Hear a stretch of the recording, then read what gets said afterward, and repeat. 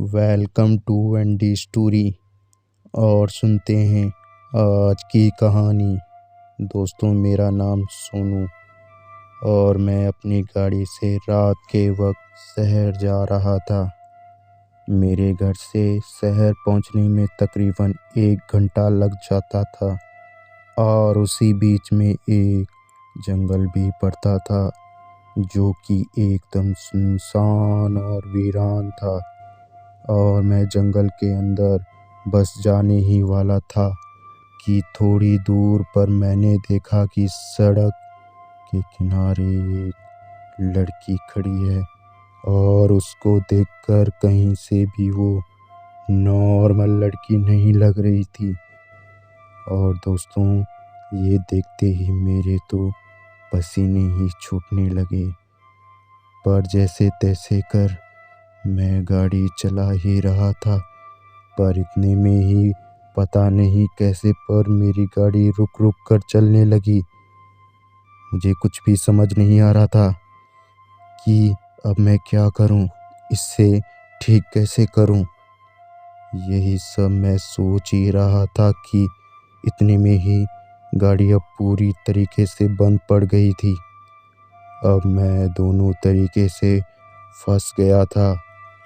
एक तरफ से वो लड़की जो कि कोई छलावा था और दूसरी तरफ से मेरी गाड़ी भी बंद पड़ गई थी।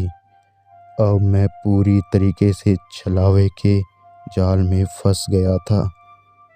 पर वो लड़की अभी भी वहीं सड़क के किनारे पर चुपचाप खड़ी थी और मैं गाड़ी स्टार्ट करने की पूरी कोशिश में लगा था।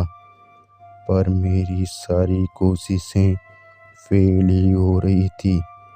फिर मैंने सोचा कि घर फ़ोन करता हूँ, पर जैसे ही मैंने कॉल करने के लिए जेब से फ़ोन निकाला और देखा कि फ़ोन में तो नेटवर्क ही नहीं है। ये सब देखकर तो मेरे दिमाग ने काम करना ही बंद कर दिया। अब जो मैंने देखा उसे देखकर तो मेरा पूरा बदन डर के मारे कांपने लगा और माथे से पसीना भी निकलने लगा, क्योंकि जो लड़की अभी सड़क के किनारे खड़ी थी अब वो वहाँ से गायब हो चुकी थी। और मैं एक बार फिर से गाड़ी स्टार्ट करने की कोशिश में लग गया, पर अभी भी गाड़ी स्टार्ट नहीं हो पा रही थी। और मुझे पता था ये सब वो छलावा ही कर रही है मेरे साथ। और इतने में ही मेरी नज़र गाड़ी के शीशे पर पड़ी, तो अब मैंने देखा वो लड़की गाड़ी के सीट पर बैठी थी। जैसे ही मैंने उस लड़की को अपनी गाड़ी की पिछली सीट पर देखा, मेरी तो सांस ही अटक गई और मुझे समझ में आ गया था कि ये अब मुझे नहीं छोड़ने वाली है। ये मेरी जान लेके ही मानेगी। मेरा पूरा बदन डर के मारे ठंडा पड़ने लगा और इतने में ही मुझे महसूस हुआ कि मेरे हाथ पर कुछ गिर रहा है। और जब मैंने ध्यान से देखा तो वो खून सा कुछ लग रहा था और मैंने देखा कि लाल लाल सी वो चीज़ गाड़ी के शीशे से टपक रही है और शीशे पर खून से कुछ लिखा था कि गाड़ी स्टार्ट करो, गाड़ी चलाते रहो। मैंने डर के मारे वही किया जो शीशे पर लिखा था और कांपते हाथों से गाड़ी स्टार्ट की। और अब की बार तो गाड़ी एक ही बार में ही स्टार्ट हो गई और फिर मैं वहाँ से चलने लगा। पर मुसीबत अभी भी मेरे पिछले सीट पर बैठी थी। गाड़ी चलाते चलाते मैं यही सोच रहा था कि अब इस मुसीबत से कैसे बचूं। ऐसे ही चलते चलते तकरीबन 1 से 1.5 घंटा हो गया, पर वो जंगल ख़त्म ही नहीं हो रहा था, जबकि जंगल से शहर जाने में लगभग आधा घंटा ही लगता था। आज सड़क भी कुछ अलग ही लग रही थी, क्योंकि इस सड़क से मेरा कई बार आना जाना होता रहता था। पर आज मुझे ऐसा लग रहा था कि ये सड़क शहर की ओर नहीं बल्कि कहीं और ही जा रही हो, कहीं अलग ही दुनिया में। और वो लड़की अभी भी मेरे पीछे ही बैठी थी और अब मुझे पूरा एहसास हो चुका था कि बचने की कोई उम्मीद नहीं है।